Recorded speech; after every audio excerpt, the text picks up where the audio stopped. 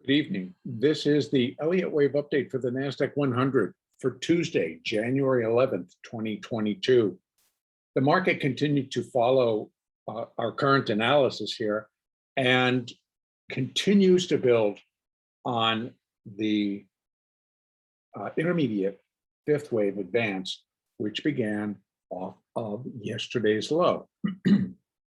And the market followed through on the analysis as I left last night that we did put in an additional slight new high. We got up pretty close.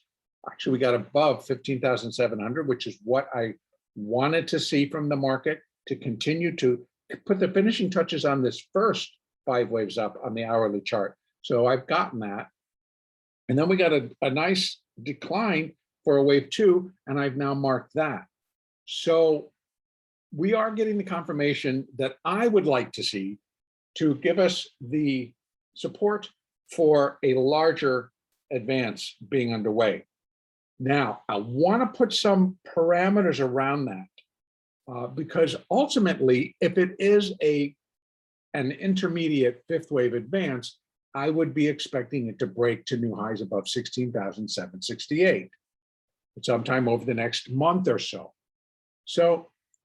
But a lot can happen in between. So as long as it continues to go accordingly as to the count that I'm laying out, and that means that the waves have to form and the waves have to have the certain characteristics and show those characteristics so that it gives more support for the actual wave count.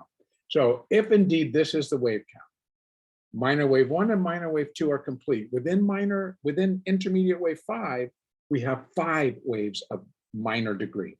So the first 2 are done. That puts us in the third.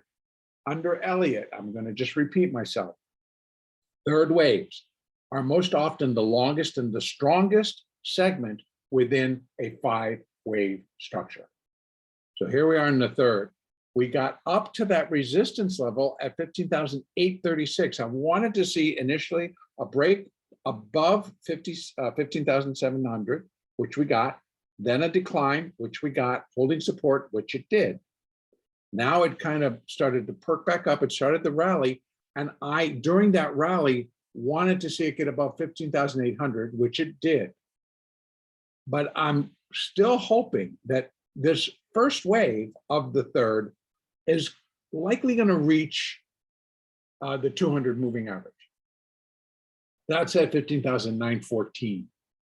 Now, moving on from there, once one of 3, wave 1 of 3 of minor 3 is complete, we will look for a minor wave 2 correction. Excuse me, a minute wave 2 correction, or 2 of 3.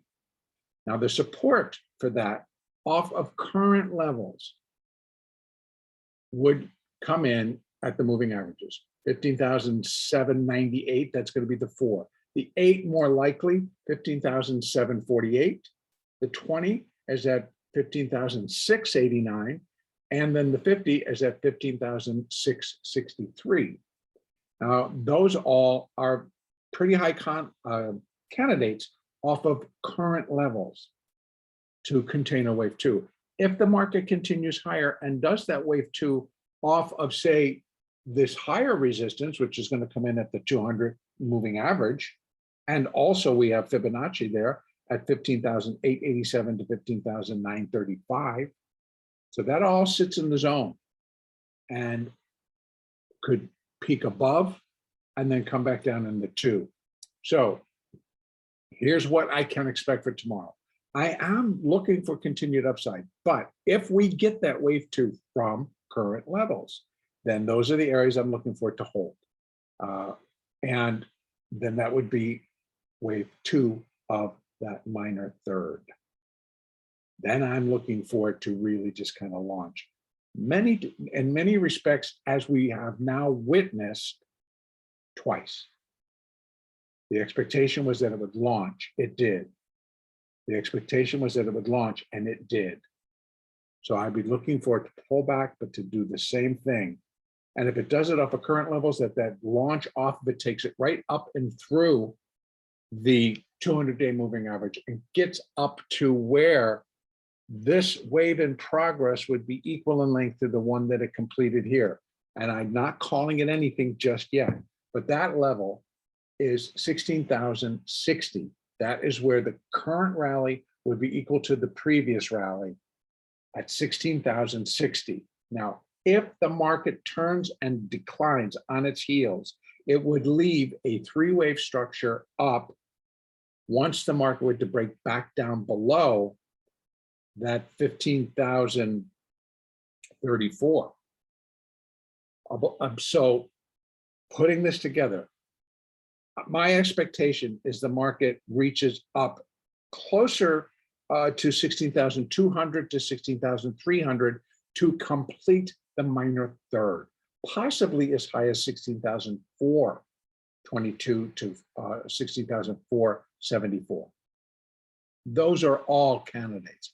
The 1.618 is a high candidate for a third wave when compared to the first wave that comes in this high. Right here would be where they're equal. As counting a third wave, I wouldn't expect it to stop there. If it does, and it comes flying back down, it's going to leave a 3. We'll figure it out. We're now giving you the other side of what possibly could take place. So first expectations, the rally continues. We get a pullback. It's contained to the areas that I just talked about, and we get a third. We get that 3 of 3 move. And I would not expect it to stop there. I would expect it to go up into these areas before it was complete. So a downside scenario would be that it does stop here, comes back down, goes back below 15,034, and leaves us with 3 waves. We'll work it out, but that would highly suggest that the wave 4 isn't done yet. That's what it would suggest. But right now, we're going with that it is done. I truly do like what I see and the strength that has come in 2 days, exactly where it should, to kick off this now, which should extend rally. Okay, I'm going to leave it there because we now need to just continue to focus on just a little bit on our mindsets. And the mindset continues to follow price action, continues to follow the moving averages. And if we try to build the mindset where we're following price action and excluding the noise of, oh my God, look, this is now running up or that's running up. This is flying down, that's flying down. Have you looked at the bonds? Yes, there are a lot of factors. And if you choose to trade the market fundamentally, so anything that could affect the prices of the NASDAQ 100, that would be more fundamental versus technical, then you're going to be, I think, you're going to be trading much, much smaller moves. And you're going to try to catch each one. And you're going to try to apply something that could be taken as a little bit longer term and trying to apply it to an hourly chart. And it may work and it may not work. Trading technically keeps you on that hourly chart and the charts, subsequently lower, the lower time frames. And it doesn't tell you why something's going to happen. Because when it does, it's technical. So technically, what we should see is the market rallies a little bit further. We get a pullback, which would be technical. It's just pulling back from that big rally. Then we have the buyer's return, and it pushes the market technically up to these Fibonacci resistance levels. Now, that's all technical. There's nothing fundamental about it. I'm not going to sit here and tell you why. Oh, we're running up because Facebook is supposed to have good earnings. We're running up because they're really expecting good earnings and a nice outlook in Apple. That well may be the case, but that isn't how I'm presenting the analysis, nor is it how I think to be more successful in trading the index, the correct input to try to put in. So we keep it technical, keep your mindset, and that's to block out the noise and to follow the price action and the chart action. So what's happening in front of you? Now I do add a stochastic, but that's nothing more than I'm trading most of the time off of a 1 minute, 2 minute, and a 5 minute chart. And I also have a 30-second chart. And those are the trading charts. So they are going to be more following as well. If I'm getting to where I think that we should be kind of topping and starting to put in that wave 2, for example, well, I want to see that everything is kind of set up to agree with that. Technically, if I'm looking for it to technically turn and head lower for whatever time frame I are looking at, then I'm going to be looking at my technical indicators. Okay, so that's where I want to leave it on mindset. But please hear me for one more second, because I want to ask, I'm considering doing a live session on YouTube, maybe 2 or 3 times per week. So either like Monday, Wednesday, Friday, or maybe Tuesday and Thursday. And that live session would be like between a 2 and a 3 hour session. And where I'd be going over mindset, be going over analysis, and actually it would be live. And so there would be trading involved.